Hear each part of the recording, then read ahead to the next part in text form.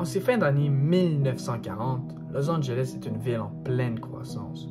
Beaucoup de gens viennent tenter leur chance en tant qu'acteurs, attirés par l'industrie du cinéma, surtout pour Hollywood.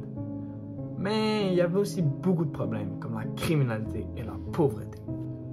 Le 15 janvier 1947, le corps d'Elizabeth Short, une femme de 22 ans, a été retrouvé sur le bord de la route à Los Angeles, aux États-Unis. Son corps a été coupé en deux, vidé de son sang et mutilé horriblement. Encore aujourd'hui, il n'y a personne qui a été condamné. La violence de ce crime-là et son mystère est la raison pourquoi l'histoire a automatiquement attiré autant d'attention des médias et pourquoi elle est encore reconnue comme un des crimes les plus célèbres des États-Unis. Mais d'abord, c'est qui Elizabeth? Née le 29 juillet 1924 au Massachusetts, elle a grandi dans une famille difficile de 5 enfants. Son daron, Cleo Short, qui avait perdu tout son argent dans le crash boursier en 1929, a décidé de fausser sa mort en garant sa whip sur le côté d'un pont dans le but de faire genre, il a sauté. Ce qui est un peu loser.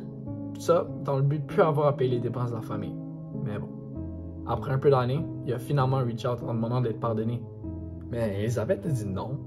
Par exemple, à l'âge de 18 ans, elle est finalement revenue et a déménagé chez lui. Fait que là, elle était rendue chez son père, en Californie. Mais il chicanait toujours, fait qu'il s'est trouvé un nouveau travail et s'installa dans un camp militaire nommé Camp Cook. Un an après, elle s'est par exemple fait renvoyer pour avoir bu de l'alcool avant l'âge de 21 ans, qui était l'âge légal aux États-Unis pour boire. Elle a donc décidé de redéménager, à Miami cette fois, puis travailler en tant que serveuse, où elle rencontra son nouveau mec, Major Matthew M. Gordon, en 1944. Sadly, il a crevé dans un accident d'avion pendant la Deuxième Guerre mondiale, juste à la fin, peut-être quelques jours avant la fin. Fait qu'elle a pris la décision de retourner encore en Californie, à Los Angeles. Finalement, elle s'est fait terminer en 1947, un an après être revenue en Californie. Elizabeth a toujours été une meuf qui rêvait de devenir actrice à Hollywood. Elle était connue pour sa beauté canon, avec ses cheveux foncés puis sa peau pâle. C'est ce qui lui a donné le nom de la Dahlia noire. Mais, en toute bonne chose, elle avait aussi la réputation d'une bop ou d'une fille facile. Mais là, on se demande sûrement, qu'est-ce qui s'est passé? Bon, ce qu'on sait, c'est que le 8 janvier 1947, un homme qui s'appelait Robert Manley a offert à Elizabeth de la reconduire chez elle à Los Angeles. Ils sont donc dormi dans un motel ensemble et il l'a reconduit à la station de bus de Los Angeles le lendemain matin. C'est là qu'elle a laissé ses bagages avant de retourner avec Robert au Baltimore Hotel. À ce qui paraît, il l'aurait laissé à l'hôtel vers 6 heures du soir, puis elle serait ensuite allée dans un bar où elle était vue vivante pour la dernière fois. 6 jours plus tard, le 15 janvier 1947, son corps nu a été retrouvé sur un terrain de construction vide dans le district de Landmark Park à Los Angeles. C'est une place vraiment étrange, vraiment perdue là.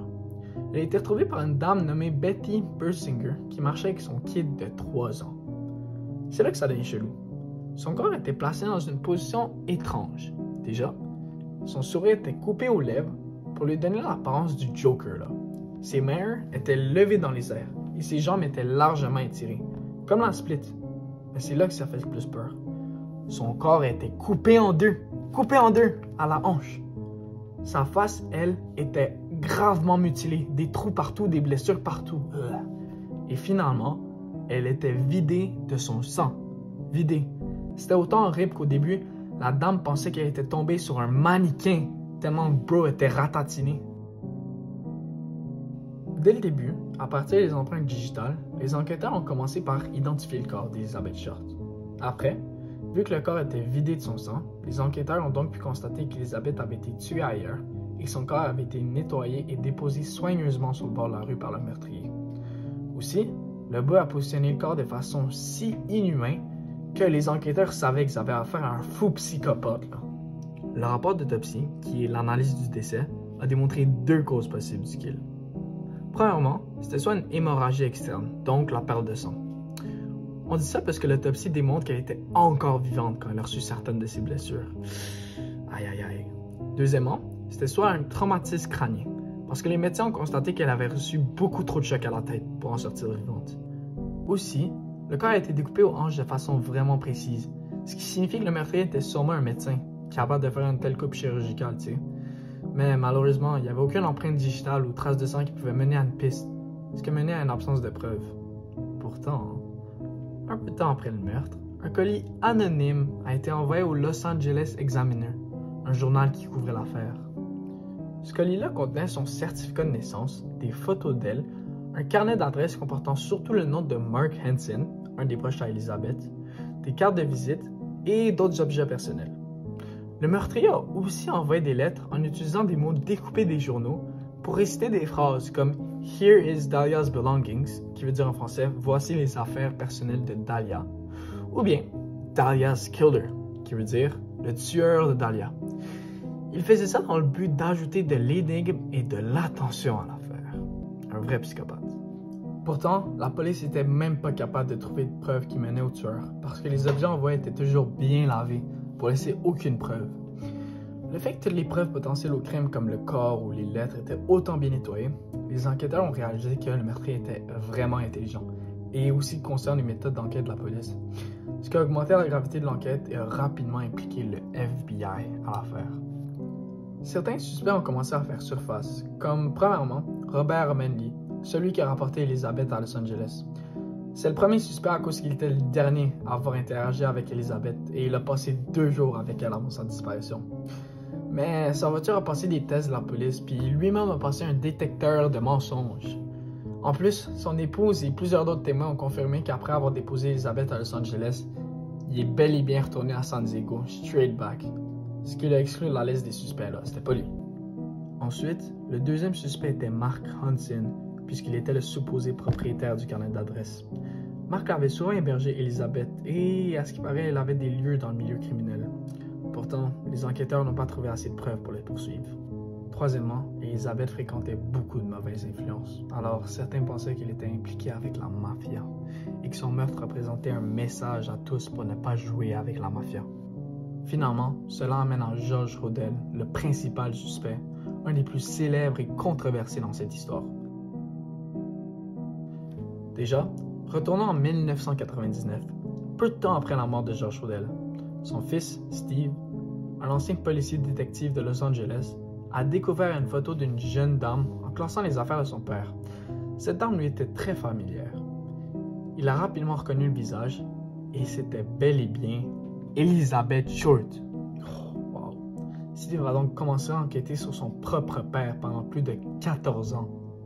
Il a trouvé plein de preuves troublantes, genre déjà, en examinant certaines lettres écrites entièrement par le meurtrier, il trouva que l'écriture unique était exactement la même de qui? Son père.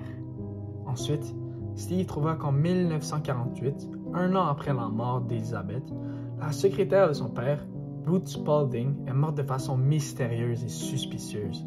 Elle a été retrouvée morte d'une overdose de barbiturique, une drogue. Supposément à cause qu'elle était en dépression en raison de la fin de sa relation avec George Rodell. Mais c'est là que ça devient intéressant. Elle l'aurait même menacé de révéler ses secrets, ce qui porte à croire qu'elle avait peut-être été tuée pour l'empêcher de parler, ou comme on dit, pour détruire des preuves.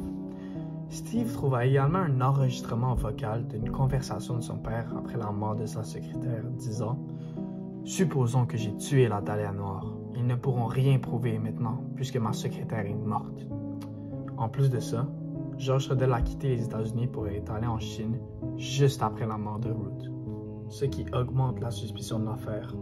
En plus, la propre fille de George l'a accusé d'agression sexuelle sur elle, ce qui ne fait qu'augmenter les doutes.